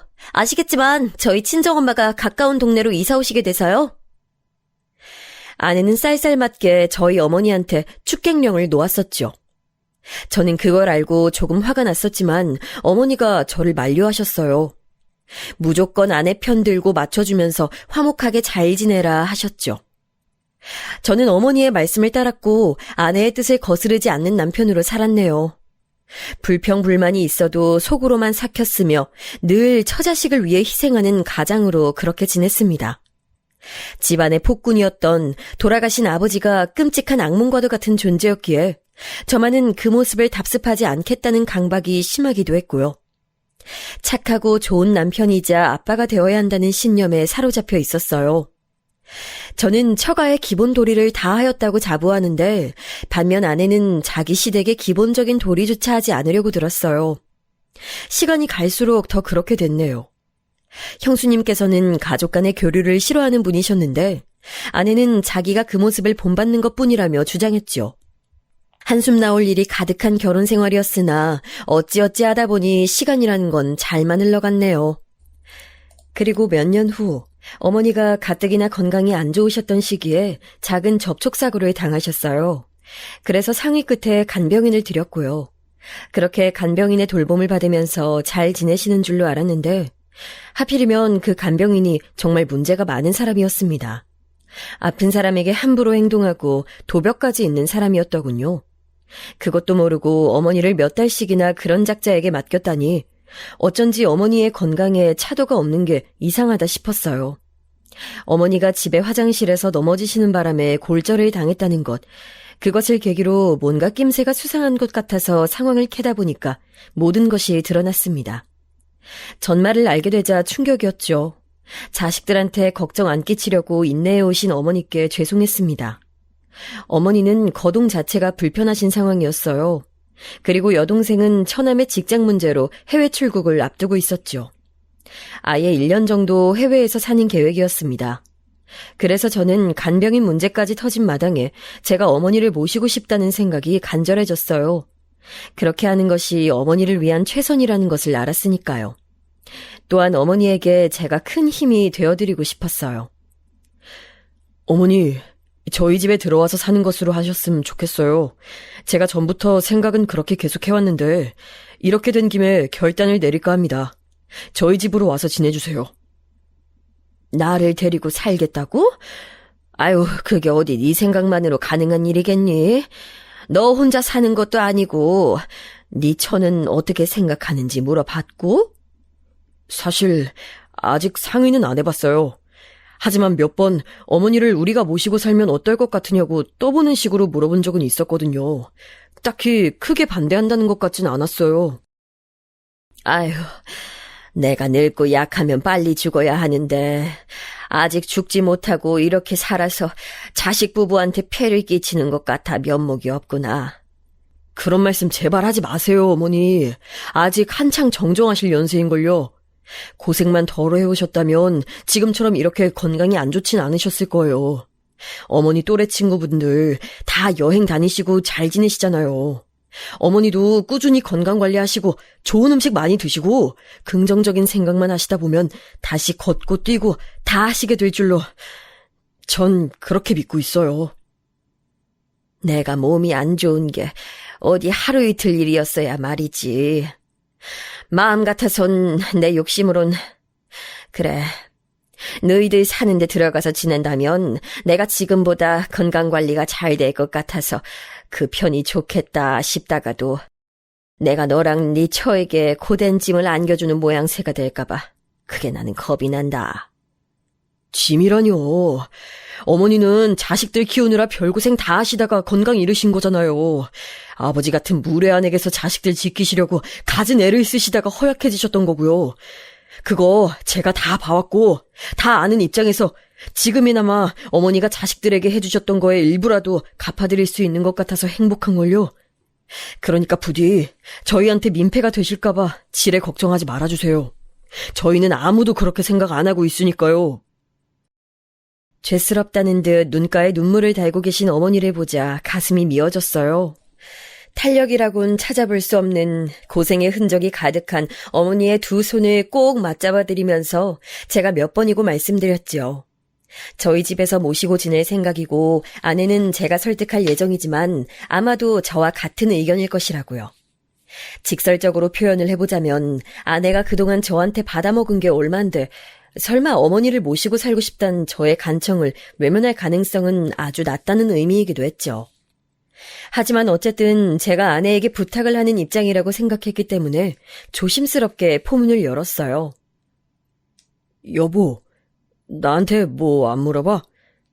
나 오늘 어머니 뵙고 왔는데 어머니 상태 어떤지 여보는 궁금하지 않아? 글쎄, 오빠가 별소리 안 하는 걸 보면 그냥 어머님께서 컨디션 괜찮으신가 보다 난 이렇게 생각하고 있던 참이었어. 근데 왜? 어머님한테 또 무슨 문제라도 생긴 거야? 아니, 문제랄 건 없고 다름이 아니라 내가 계속 생각을 해봤는데 아무래도 우리 집에서 어머니가 지내시는 게 어떨까 싶어서. 뭐라고? 아, 갑자기 그게 웬 뚱딴지 같은 소리야. 와, 나 진짜 어이가 없으려니까. 어머님께서 오빠한테 그러셨어? 우리랑 같이 우리 집에서 살고 싶으시다고? 오빠한테 그렇게 부탁하신 거구나? 그런 거 아니야. 내가 먼저 어머니 모시고 싶어서 오히려 부탁드리고 왔어. 우리 집에 오셔서 지내달라고. 내가 그렇게 말씀드리고 온 참이야. 어머니가 먼저 같이 살고 싶다고 하신 적 없어. 그런 말씀 안 하셨다면 다행이네. 잘 됐네. 아이, 굳이 우리가 왜 어머님을 모셔야 돼. 어머님께서 굳이 같이 살아달라고 하지도 않으셨는데. 그리고 오빠 왜 나한테 한마디 상의도 없이 혼자 멋대로 어머님께 모시고 살겠다고 한 거야? 지금 내가 오빠는 우스워? 나 무시하는 거야? 무시라니. 지금 어머니 상황이 그리고 몸 상태가 암만 해도 우리가 모시고 사는 편이 가장 최선이니까 그런 거잖아. 아니야. 오빠는 나를 완전히 무시한 거야. 나한테 말 안 하고 어머님께 그런 말씀 드렸다는 것 자체가 오빤 나라는 존재를 깔본 셈이라고. 어머님 모셔다 놓으면 그 다음엔 어떡할 건데? 그거 나한테 모시란 얘기잖아, 결국엔. 그런데도 나한테 먼저 상의를 안 했다고? 오빠 정말 이기적이고 제멋대로다. 남자들은 대체 왜 이래? 결혼하고 나면 왜 세상에서 둘도 없는 효자가 되고 싶어해? 그걸 왜 결혼해서 이루려고 하냐고? 그것도 자기 손으로 셀프 효도하면 되는데 꼭 와이프한테 시키더라? 손이 없니? 발이 없니? 저는 차분하게 대화를 시작하고자 했었는데 아내가 즉각 감정적으로 나오는 바람에 금세 분위기가 과열됐었네요. 잠에 들었던 딸아이가 저희 소리에 깨버렸고 대화는 그대로 중단됐었죠. 옛날에 진작 끊었던 담배 생각이 간절해지면서 그날 베란다에 나가서 한참 밤하늘을 올려다보며 한숨만 푹푹 내쉬었습니다. 휘영청 밝은 보름달을 보니까 사람이 살아간다는 게 무엇인지 이런 원초적인 고민도 들었고요. 이 상황을 어떻게 타파해야 할지 막막하기만 했죠. 제가 원하는 것은 어머니를 모시고 사는 일이었고 아무리 머리를 굴리며 이것저것 다 따져보아도 아내한테 그렇게 요구하는 것이 그렇게까지 불합리한 일은 아니라는 결론이 나오더라고요. 결혼하고 나서 제가 아내한테 해준 게 얼마였고 배려하며 참아주었던 게 얼마였는데 설마 이대로 아내가 끝내 저희 어머니를 모시자는 제 부탁을 외면할 것 같진 않았어요. 여보, 곰곰이 잘 생각해보고 우리 내일 저녁에 다시 얘기하도록 하자. 제가 조심스레 아내를 다독이며 그렇게 말해줬었죠. 그러자 아내는 조금 코웃음을 쳤던 것 같아요. 그러든지 말든지 나는 잘 생각해보고 자시고 할 것도 없으니까. 그리고 다음 날 밤에 아내랑 다용도실에 들어가서 다시 대화를 나눠봤어요. 원래는 부엌의 식탁에서 마주보고 앉아서 얘기를 시작했었는데 금세 아내가 나를 세우며 목소리를 높였고 딸아이가 잠에서 깰까봐 부엌 옆에 다용도실로 장소를 옮기게 됐던 거예요. 좁은 장소에서 서로 마주보고 얘기를 하니까 표정이며 그 사람의 기분이 더 잘 느껴지더군요. 아내가 이 상황에 무척 불만이 많다는 것을 그제야 제대로 알 수 있었어요. 설마 여보가 이렇게까지 싫어할 것이라고는 생각하지 못했어. 내 실책이야. 그런데 여보, 어머니가 돌아가실 때까지 우리가 계속 모시자는 것도 아니잖아. 일단 지금 상황이 좀 그러니까 우선은 우리 집으로 오시게 하자는데 취지가 있는 거지. 그래? 그러면 오빠, 정확히 언제까지인데? 언제까지냐니 그게 무슨 의미야? 말 그대로야. 언제까지? 정확히 어머님 모시는 기간을 말해줘야 할 거 아니야. 한 달? 3달? 아니면 반년? 제가 순간적으로 너무 어이가 없어서 멍하게 입만 벌린 채로 대답을 못했는데 그런 저를 쳐다본 아내가 입을 쩍 벌리면서 질색팔색을 했어요. 뭐야? 그 어처구니 없다는 표정 뭐냐고, 오빠! 설마 택도 없다는 뜻이야? 그럼 혹시 1년? 모르겠어. 지금 단계에서 기간을 미리 정하기가 어디 쉬워? 그래도 내 생각에는 최소한 1년 정도는 모시고 있어야 되지 않겠나 싶은데. 이 오빠가 미쳤나봐, 진짜! 최소한 1년이라니.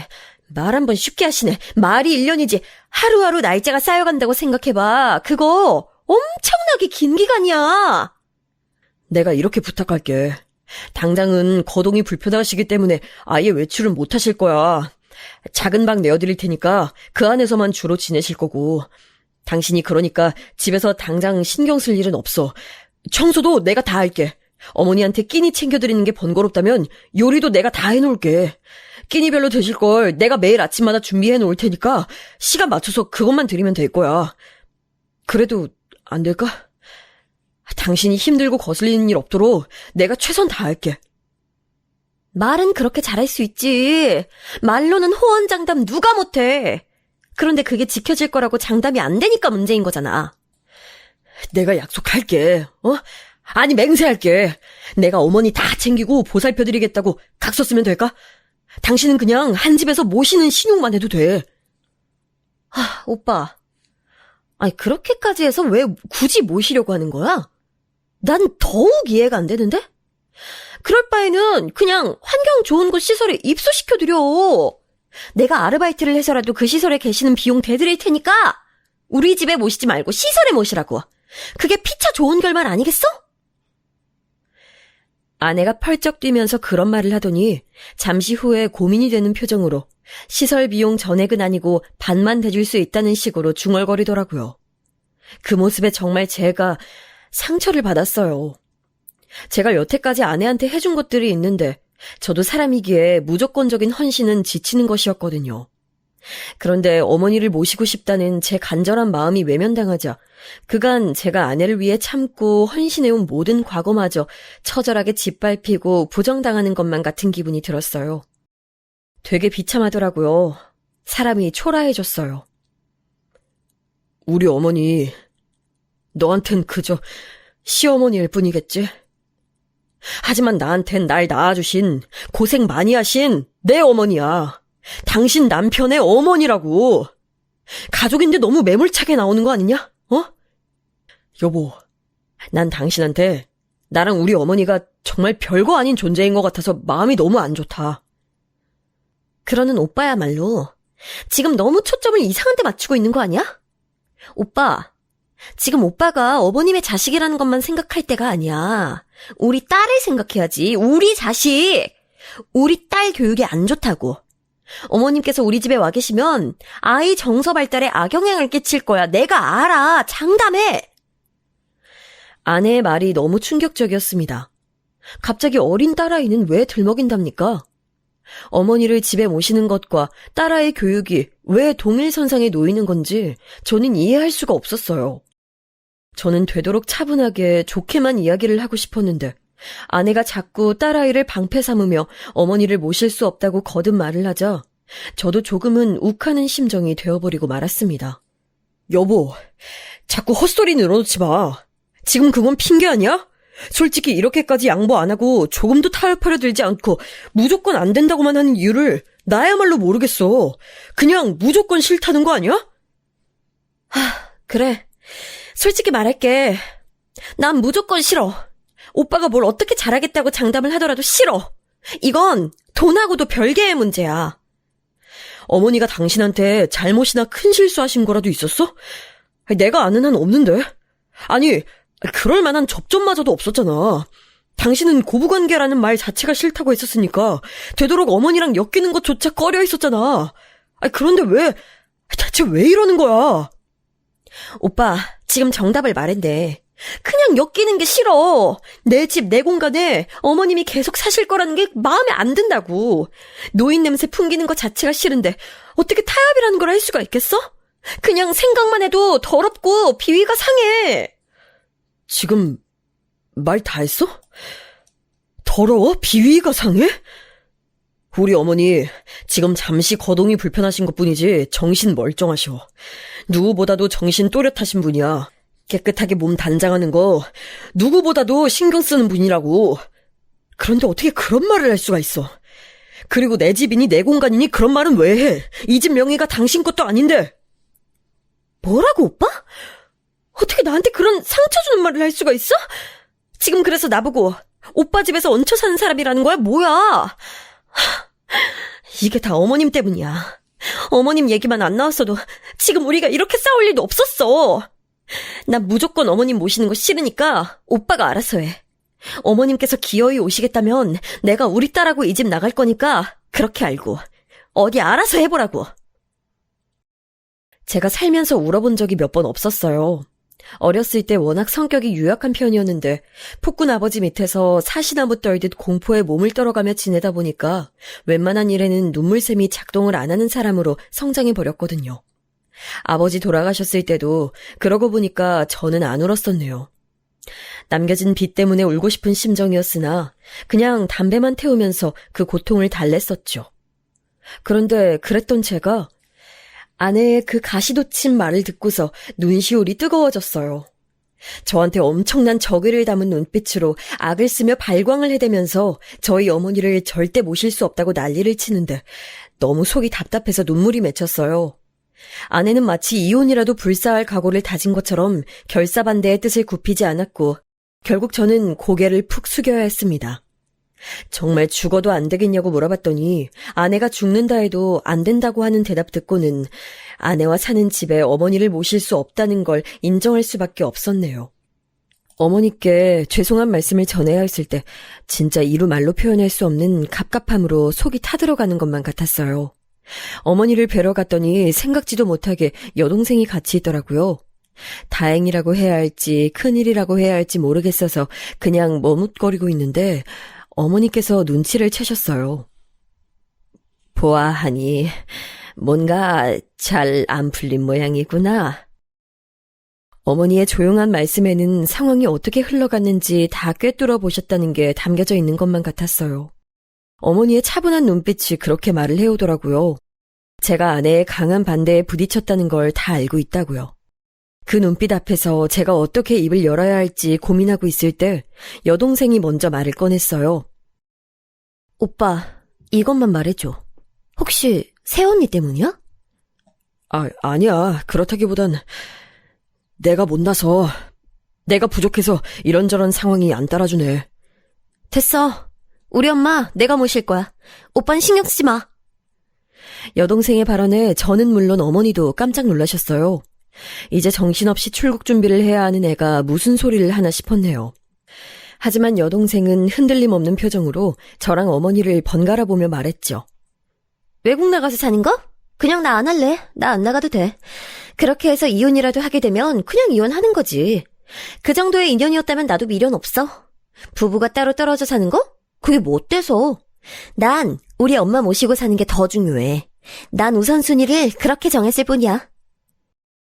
여동생은 아주 의연하게 말을 뱉고 있었지만 목소리가 어떤 이유에선진 몰라도 조금 떨리고 있었어요. 저는 그런 동생에게 차마 만류의 말을 해줄 수 없는 제 자신이 초라하게 느껴졌습니다. 당연히 엄마는 결사반대하셨죠. 우리 딸, 내가 미쳤다고 네 발목을 잡아야겠니? 난 아무렇게나 아무 곳에서나 살아도 돼. 도대체 나 데리고 사는 게 뭐 그렇게 중요한 문제라고 내 자식들이 머리를 싸매야 하는지 모르겠네. 정말로 날 위한다면, 너희들이 나한테 효도를 하고 싶다면 적당히 좋은 요양원이나 알아봐 주련? 아유, 이대로는 내가 마음 불편해서 내 자식하고 못 살아. 내가 이 비루한 몸뚱이를 가지고 진작에 죽었어야 했는데, 죽어 없어졌어야 했는데, 이날 이때까지 살아있는 바람에 내 자식들을 힘들게 만들었구나, 내가. 어머니께서는 가슴을 치며 자책하셨어요. 그러시는 걸 말리고 달래느라 저와 여동생이 그날 진땀 뺐었죠.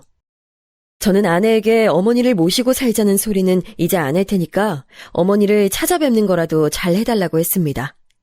그러나 저는 이것마저도 아내에게 거절당했네요. 자기가 그래야 할 이유가 없다고 하더라고요.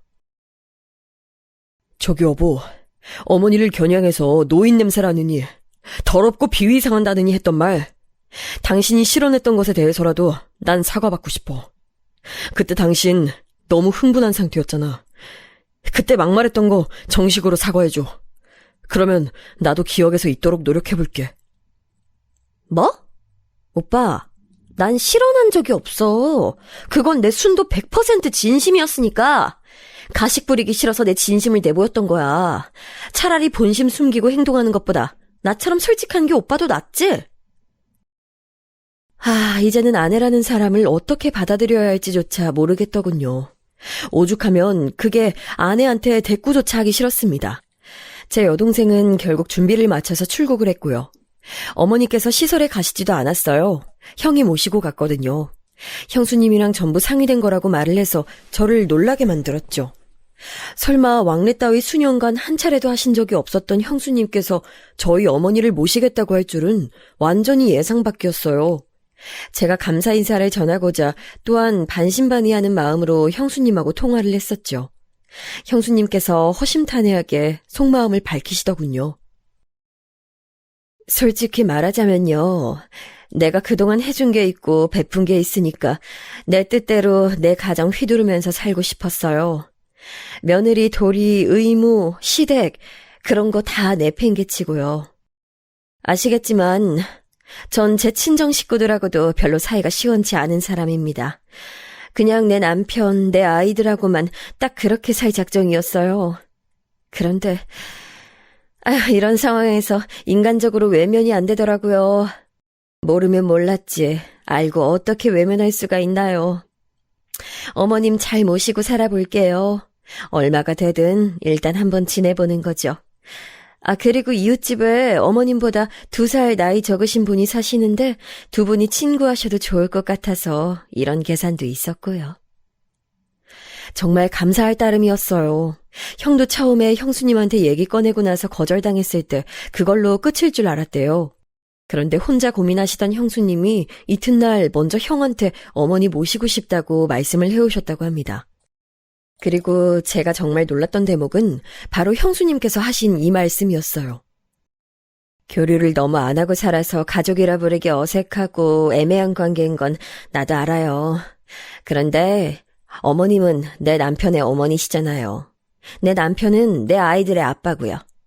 결국 한 가족이고 피는 물보다 진한 법이라는데 이 사실을 모른 척할 만큼 내가 뻔뻔한 사람은 아니더라고요. 내가 형편이 되고 충분히 모실 수 있는 환경임을 스스로 잘 아니까요. 제가 아내에게 바랐던 것이 바로 그거였죠. 결국 한 가족으로 얽혀 있으니 그 끈끈함이 있길 바랐어요. 아내로부터 그런 걸 얻어내진 못했지만요. 좋게 마무리가 되었으나 문제는 제가 그 이후로 아내에 대한 애틋함이 사라졌다는 거였고요. 그래도 내 아내고 내 아이의 엄마라는 생각으로 정을 가지고 살았는데 그게 희미해졌어요. 앞으로 어떻게 부부라는 이름으로 남은 생을 살아갈지 막막할 정도였네요. 그런데 정말 놀라운 일이 벌어졌습니다. 인생은 예측 불허라는 것을 제대로 실감한 일이 생겼는데 장모님께서 갑작스럽게 쓰러지신 것이었어요. 처형께서는 멀리 사시는 데다가 그 댁에 시누이도 같이 살고 있었거든요. 도저히 장모님을 모실 여력이 안 됐나 봐요. 게다가 처형 사시는 집을 그 시댁에서 마련해 주신 것이었다고 하니 아무래도 더 그랬겠죠. 우리 엄마 태어나고 나면 오빠, 우리가 모시자, 어? 모시자니? 장모님을 모시자는 거야? 지금 이 집에서? 그럼 내가 다른 얘기를 하는 거겠어? 알아들었으면서 왜 묻고 그래? 우리 엄마 태어나시는 대로 곧장 모셔오고 싶어. 그렇게 하면 안 될까? 저는 아내의 말을 듣고 실소가 흘러나왔습니다. 고작 4달 전이었어요. 저희 부부가 제 어머니 모시는 일로 설전을 벌였던 게. 그런데 저한테 장모님을 모시자고 한다고요? 이건 말이 안 되는 상황이었죠. 오빠, 나 진짜 미치겠어. 우리 엄마 힘없이 누워 계신 모습 보니까 그 쇠약한 몰골에 나 마음 아파서 못 견디겠더라. 차마 못 볼 정도였어. 우리 엄마 진짜 고생 많이 한 사람인데 왜 이런 일까지 겪어야 하는 건지. 세상이 정말 불공평하다. 우리 엄마 내가 보살펴드리고 싶어. 오빠. 우리가 엄마 퇴원하시는 대로 모셔오자. 엄마 퇴원하시고 혼자 지내실 수 없단 말이야. 아내가 엉엉 울면서 저에게 호소를 냈어요. 그런데 제 가슴속에서는 조금도 측은지심이 들지 않았습니다. 제 아내의 모친께서 편찮으시다는데도 제 안에서 흔들림이 없다는 것은 모든 감정이 죽다 못해서 가루도 안 남기고 증발해버렸다는 뜻이었어요. 그제서야 저는 제가 이 결혼 생활을 더 이어나갈 수 없다는 걸 깨달았죠. 그렇게 되고 나서야 저는 속 시원히 말을 뱉을 수 있었어요. 여보, 양심이라는 게 있어? 장모님을 모시자고? 난 반대야. 여기 내 집이야. 당신이 기여한 게 있기라도 해? 오빠, 지금 무슨 말을 그렇게 하는 거야? 난 여태까지 집안일하고 애 낳고 키웠잖아. 그걸 제대로 했었다면 내가 이런 말도 안 했겠지. 아무튼 난 반대야. 내가 워낙 노인네 냄새 같은 걸 못 견뎌. 절대 집에 모실 수 없어. 미쳤어? 설마 내가 했던 말들 마음에 담아둬서 나한테 보복하려고 이러는 거야? 무슨 남자가 이렇게 쪼잔해? 남자라면 자기 여자한테 묵묵하게 끝까지 희생정신을 발휘해야지. 내가 도대체 언제까지? 그리고 어디까지 희생정신을 발휘해야 하는데? 너는 나랑 결혼하고 나서 그 희생정신이라는 걸 한 번이라도 제대로 발휘해 본 적 있고? 오빠랑 애초에 결혼해준 것 자체가 희생이야. 나이 차이 많이 나는 연상의 남자랑 결혼해서 애 낳고 살아준 게 희생정신이라는 걸 설마 오빠는 무시해왔던 거야? 오빠, 난 오빠 와이프고 오빠 아이를 낳아준 몸이고 오빠가 존중해줘야 할 여자야. 예의 지켜. 그럴 마음이 별로 안 드네. 아무래도 이제 나한테 네가 내 여자가 아니라서 그런가 보다. 이혼해줄게. 나랑 이혼하고 싶어서 악을 쓰는 모양인데 그래, 그 이혼 해줄게. 편하게 장모님 모시고 잘 살아. 와, 어이없어. 눈물이 쏙 들어가네. 배짱 부리는 것 좀 봐. 그렇게 나오면 내가 기죽을 줄 알고? 우리 딸 내가 데려갈 거고 엄마인 내가 키우게 될 텐데 그거 감당할 수 있겠어?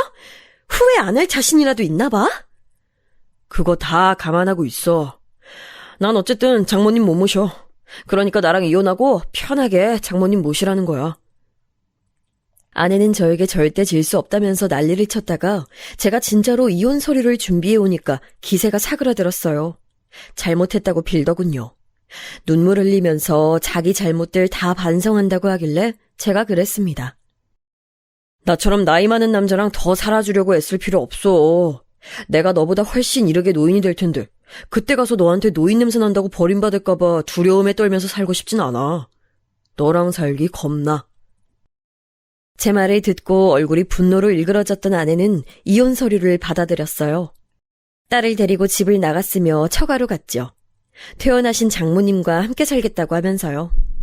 그러다가 며칠 지나니까 현실이 보였는지 저한테 매달려왔습니다. 이혼 없던 일로 하자면서 자기가 잘못했다고 또 빌더군요. 그런데 그때 마침 코로나 사태가 심각하게 터졌어요.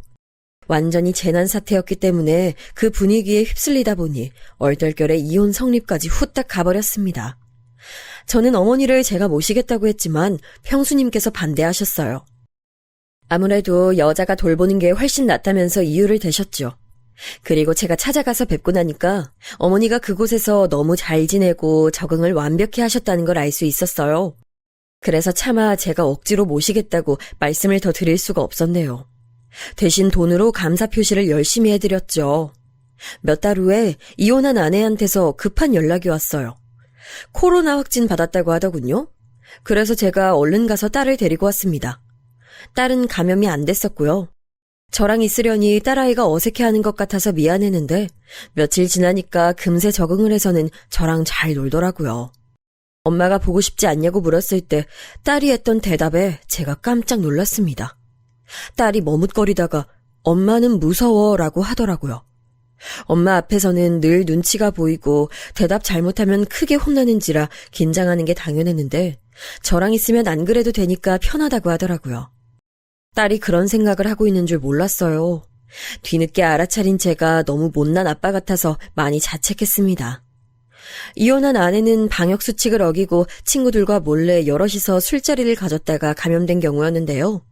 본인은 고통스런 며칠을 보낸 후에 회복됐지만 애먼 사람이 피해를 입었어요. 바로 전 장모님이셨죠. 이혼한 아내로부터 감염이 되셨던 거예요. 이걸 조금 늦게 알았대요. 잠복기라는 것을 간과하고 안일하게 지내셨었나 봅니다. 코로나 증세가 확 올라와서 병원에 입원을 하셨는데 괜찮아지셨다가 끝내 돌아가셨어요. 뇌랑 호흡기 쪽이 원체 안 좋으신 상태였기 때문에 영향을 많이 받으신 모양이었습니다. 정말 충격적인 비보였고 만감이 교차했어요. 그때는 시국이 시국이었던지라 장례식도 제대로 절차 진행이 어려웠고요. 이혼한 아내는 자기의 잘못을 부르짖으며 오열했고 정신적인 충격이 너무 심했는지 딸을 다시 데려가겠다는 말조차 안 꺼내더라고요. 그래서 제가 계속 딸을 키우게 됐어요. 저는 원래 제 딸이 소극적이고 내성적인 줄로만 알았는데 저랑 지낸 지 몇 달 만에 무척 활발해졌으며 말수가 엄청 많아졌어요. 어찌나 외향적인지 제가 새로 만나는 사람이 있다는 걸 알고선 본인이 나서서 응원해주겠다고 난리예요. 저희 어머니는 정말 신기하리만치 건강해지셨어요. 산책도 가뿐하게 하시고 드시는 것도 가리지 않고 전부 다 잘 드십니다. 형과 형수님 그리고 조카들이 따뜻하게 어머니를 잘 품어준 덕분이겠죠. 저는 형보다 형수님하고 이젠 더 친한 것 같은 느낌이에요. 한번 통화하면 기본 30분은 대화를 하니까요. 형수님께서도 전보다 엄청 밝아지셨고 수다스러워지셔서 내심 신기하다는 생각을 하고 있어요. 여동생은 아직까지 귀국을 못했는데 그곳에서 둘째 임신을 하고 출산까지 하였어요. 처남의 일이 너무나도 잘 풀려서 귀국하기 힘든 실정이라고 하니 대단하죠. 저희 집이랑 형 집에 여동생이 꼬박꼬박 선물을 보내는데 다음번에는 비행기 티켓을 선물로 보내겠다면서 벼르고 있어요. 어머니부터 시작해서 저희 딸까지 온 가족 비행기표를 자기가 다 끊어줄 테니까 날짜만 맞추라면서 벌써 난리예요. 왠지 대가족 군단이 비행길에 오르게 될지도 모른다는 예감이 들고 있어요. 이혼한 아내는 가끔 딸을 자기가 따로 만나는데요. 딸을 통해서 재결합의 뜻을 몇 번 밝혀왔어요. 그런데 저는 전혀 그럴 마음도 없고 설레는 상대가 새로 생긴지라 후회한다, 미안하다 말을 반복하는 이혼한 아내에게 해줄 수 있는 게 없어서 난감합니다. 딸은 중간에서 처신을 너무 잘해주고 있어서 기특해요. 앞으로도 쭉 저랑 살고 싶다고 본인이 강력히 주장을 하는 바람에 이혼한 아내도 어쩌지 못하고 있는 거고요. 우여곡절 많은 인생 또 하루하루가 펼쳐지네요. 개인적으로 제 인생의 의미에는 가족이 가장 크게 들어있다고 봅니다. 여러분은 어떠신가요? 여러분의 가족 구성원이 어떻든 그 가정에 평안이 깃들기를 바랄게요.